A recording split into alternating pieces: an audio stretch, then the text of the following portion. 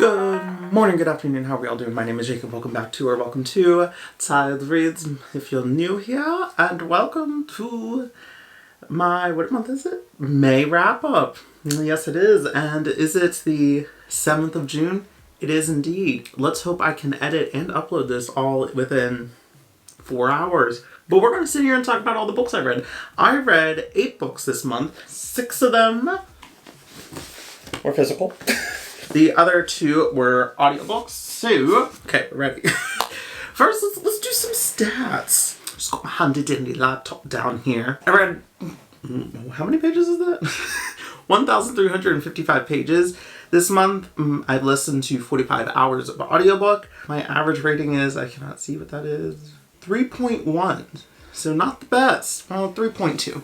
Also, my air conditioning just kicked on, so sorry if you can hear that. It is hot though, so we're gonna keep trucking along. Alright, so yeah, it was an interesting month. We went all over the place in our rating. It was a pretty bad month. I think I had one like standout read, and that was about it. And we'll get to her. So let's just start off. We got, not the correct book, Such a Quiet Place by Miranda. I read this last month. Oops. Start off, we got Miranda, Such a Quiet Place. So this is a book about this woman who lives in this very like suburban community, and her best friend is released from prison after she was convicted of murdering their neighbors, and they're a very close-knit group. Like, they're using their Nextdoor app like to the extreme. Her best friend is pleading her innocence, so she's on the trip to figure out who did it because she knows it wasn't her, and some more insidious things occur. Really, it's a, I don't know, I didn't really enjoy this much. I did talk more about this in my Camp Weekend Ween vlog, I think it was, so I'll link that somewhere, but this was such an kind of a letdown. I gave this 3 stars. The main character was kind of just annoying.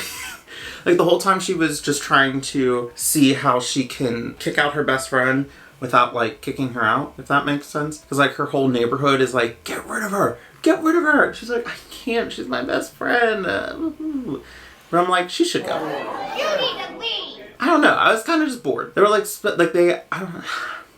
This is how much I remember of it. This is why I should not be doing this silly. In conclusion, would I read more Miranda? I mean, maybe, but I don't think I'd buy it. I think I'd just listen to the audiobook. The writing was like, okay, it still wasn't my favorite. I really should figure out what this is more about. Oh yeah, because her best friend is like moving back. She moves back into her house, but like our main character like got rid of all of her stuff because she was convicted. But now she's like worried like about her. Like, she's worried about how the community will perceive her best friend rather than like her own safety, because she is living with a convicted killer, or I guess suspected killer. Listen, like I said, I don't remember this book this much, so maybe that's all you need to know. So could it be lower than 3? Probably. Next up, I have, oh sorry, hit my camera. I finally did it. It is finally done after, what does it say on here on my tracker? 60 days.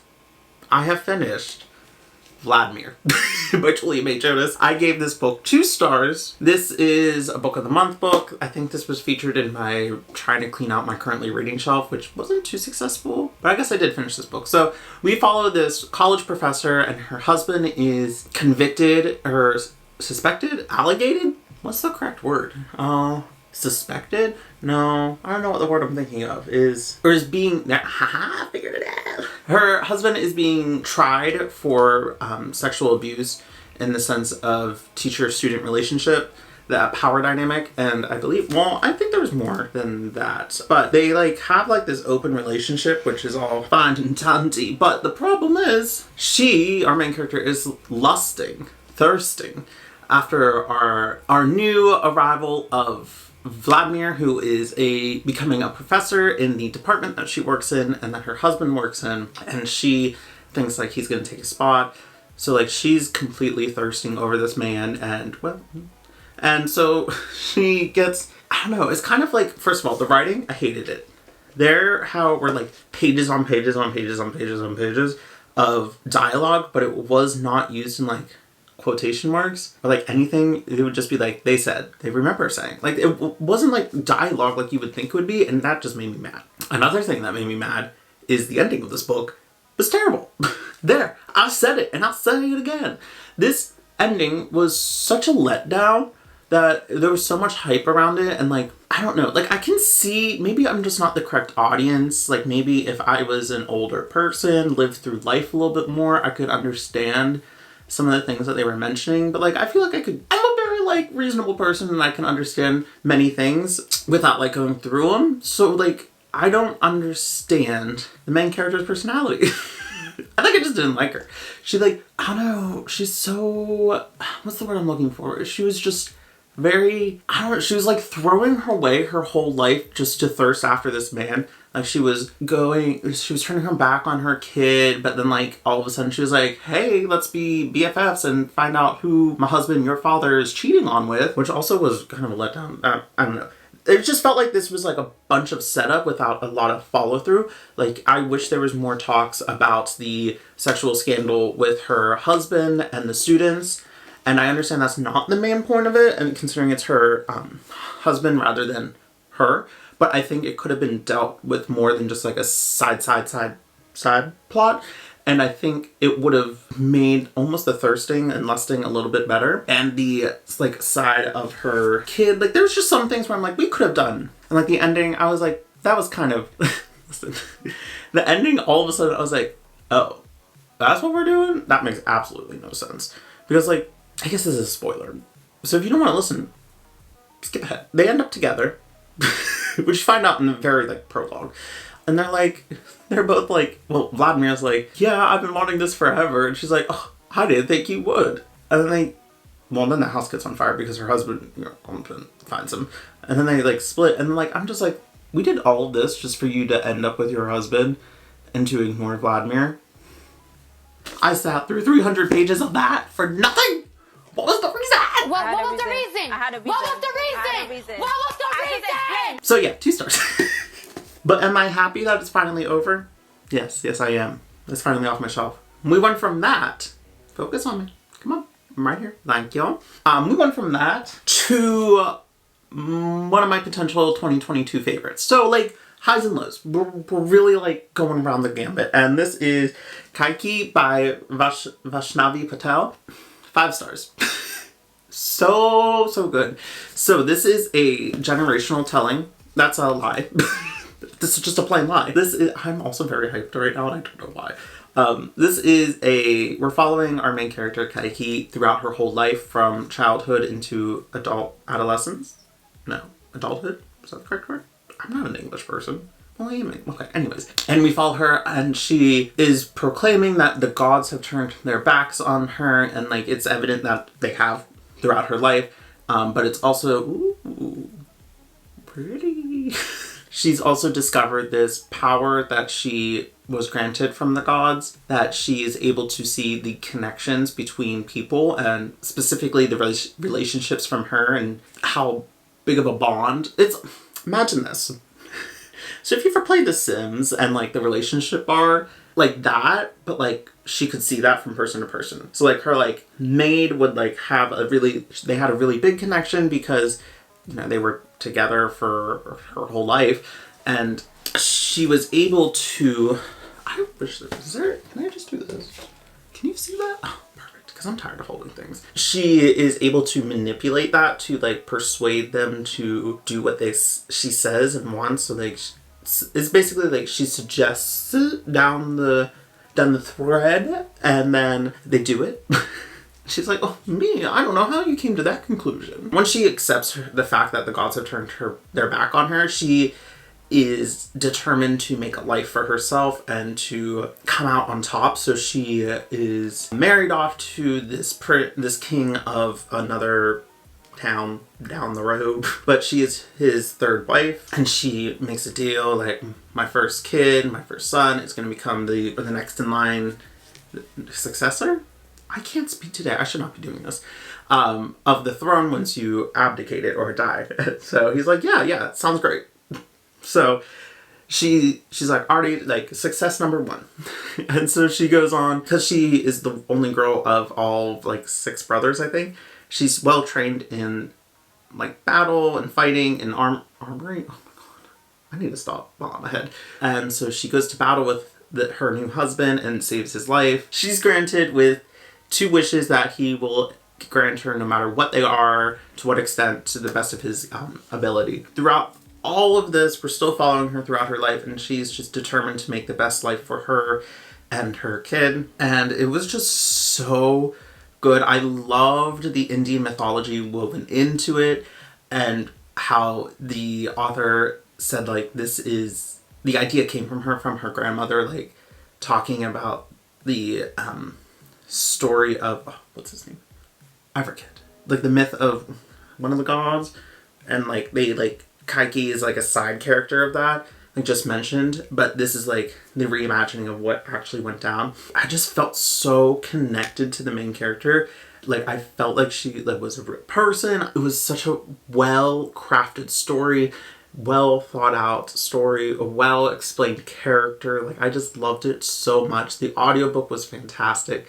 I just loved it so much. So much. So if you're looking for a great what's the matter? Is this karma? If you're looking for a great standalone fantasy, I highly, highly, highly recommend Kaikey, and especially if you have book a month, go ahead and use your credit on this. I know they just released their June pick, so if you have a second credit, go ahead and get Kaikey. You won't be disappointed. And if you are, I didn't recommend it. Next up is Imposter Syndrome by Cathy Wang. I gave this book 4 stars, and I listened to this mainly on audiobook, even though I do have the physical book, but we're not going to talk about it. I got the audiobook from the library, so I didn't buy it twice. Look at me. I love budgeting. I actually hate it. Anyways, this is the story all about how my life got flipped and turned upside down. This is the story following our main character, Julia Lerner, who is a trained Russian spy, and she was, found in an orphanage. This guy, her handler, comes around like every year and like to pick people, and she was determined to not just be like, to be left in the orphanage and to like live whatever life she was destined to be. When her handler was there looking for a boy, she was like intercepted him and like was like, I can do it better, and she did. And so she was going on about that. She was showing like how talented she is at memorizing things and her skills and ability. And so he was like, fine, you won me over. And he took her and trained her. And then she was sent to California to start up a company in Silicon Valley. Is that California? Yeah. Why did I think it was Nevada? Anyways, wherever Silicon Valley is, create this giant tech company, which she becomes the COO, like the second under CEO. But she's arguably more powerful than CEO because she's, just great at her job and is killing it and is better than the CEO. Shocker. So this app that she developed is kind of like Facebook. Yeah, like Facebook and like Reddit, and you're able to like see what each other are posting, but unbeknownst to the world, well, I guess beknownst to the world because I got in trouble, they have this feature called God Mode where only the developers and the CEO are able to look into it, and you're able to see everyone's search history, their activity on the website and such. So I'm like, I'm not saying it's real life, but very well could be. That's all I'm saying. Careful what you post. And so she does all that, and then she is suddenly, she's living her life. She is living the life she wanted by coming to America and to have a family and to have a child. But then her handler is telling her that she is now required to, actually service the Russian government that she was part of and is a spy for. And it is now her time to do that. And she is requested to use God Mode to find activities over the individuals of like leaders in America for them to, and so they can further their agenda. She goes through all that, and it's an interesting like debate over loyalty to like person over state and such like that. And it was just it was a good audiobook. I really enjoyed it. I really loved the conversations. I loved the dual perspective of her and her handler. Dichotomy. I don't think I use that word right, but I love saying it, so I'm going to use it in the way I think it is. The dichotomy between the two and how they like both don't really want to work for the Russian government, but they're trying to like just stay alive, but still do their job and fulfill their loyalties. But yeah, I enjoyed it. It was a great book. great book. And an even better audiobook. I would say great book, but I didn't read it. I listened to the audiobook. So. Next up, I don't have these books. I listened to these ones on audio. Next up is Minor Feelings by Cathy Park Hong. This was a nonfiction memoir type thing of her journey into comedy and the really what Asian Americans go through on the day-to-day with the what's the word, the racism that they put on each other and their how hard it is to be successful and you can easily be knocked down by people of your own culture. And I think it was very important to read. It was a great insight, especially since it was API month. And I really enjoyed it. I don't have much to say about it just because it was a memoir, or not a memoir. It was a nonfiction book and I don't rate them. And yeah, I don't want to take it all from you. It was short, so I don't want to take it all. I don't want to take it all from you. But I really enjoyed the commentary that was said. I enjoyed the stories that were told in it that she used as to further explain her, journey in life. And I highly, highly recommend it. Highly. Also has a great cover. Look at it. Next up is Cultish by Amanda Montell. This is another audiobook I read. It is a book about cults and the language of cults and how they get people to join their cults and the kind of language they use to make you feel like you want to be a part of it. I thought it was very interesting. In it, they talked about, popular cults such as Scientology, the Jim Jones, what's that one called? Heaven's Gate, and comparing that to MLMs, multi-level marketing, and even social media influencers with their fitness, I don't know, she talked a lot about fitness program, fitness models and such, and their choice of words to make you feel not a part of their community, and how they use, oh my god, and how they use words to make you want to join their community. And I just thought it was really, really interesting. It made me never want to join a cult. Well, I never wanted to, but I was like, okay, listen, I have this fascination with how people just join cults. Because she talks about how statistically it's not the people media makes out to join cults. It's not the uneducated, lower IQ, lower class people. It's those well-off, high educated, high IQ people that join cults because they still think they're gonna make it. So yeah, not much to be said there. The final physical book I read was Artemis by Andy Weir. Not much is going to be said on this because I read this on my shelf for a good time or a long time. You didn't hear a verse. You didn't hear it here. I'll give you a brief synopsis. This is about a colony formed on the moon called Artemis, and we follow this girl who is a porter, and she is trying to get money. She's very poor and she wants money to live a better life. And to do that, she signs up for this gig from this guy that she often delivers smuggled goods. And, things go right from there. So stay tuned for that video for more thoughts on that. But as of now, you just got a little tease. I gave it 3 stars. That's all you get for now. All you get. You don't get to know more. You don't get to know more. And then the final book I read was Nothing But Blackened Teeth by Cassandra Khaw. Well, this was a choice and it wasn't for me, which I was pretty upset about. So it's pitched as this haunted house in kind of horror book. It's this group of people, we'll just say people, but they're adults. This group of adults go into this haunted house in Japan for the wedding. It's they want to go there for the official ceremony and celebration, and so they rent this place. Obviously our main character has had some troubles with ghost and ghostly paranormal activity before, because she everyone's you okay, and she's I'm fine, but she's not fine because ghost. And so this ghost they tell this legend of this bride whose husband was killed and was buried the wife was buried alive in her wedding day in the hopes for her husband's return, and to keep that someone is killed yearly or something like that to keep her alive and waiting and to not be bored. It's lonely if you get buried alive and live as a ghost, I'm sure. The group is we ain't scared of no ghost. They should be. And so they go on, they get haunted, they get spooked and scared, and chaos ensues. Why I didn't like this book? That's a great question. And to that I say, stop playing with the thing I'm playing with right now. To that I say, I didn't enjoy the writing that much. I also just found the pacing a little bit off and the plot a little off. I didn't Did I say I gave this 2 stars? I gave this 2 stars. But I didn't enjoy how it went down. I thought things were a little bit rushed. I mean, it was only a 3-hour audiobook, so it was very short to begin with, but there's something about it where I'm like, we could have spent just a little bit longer on this.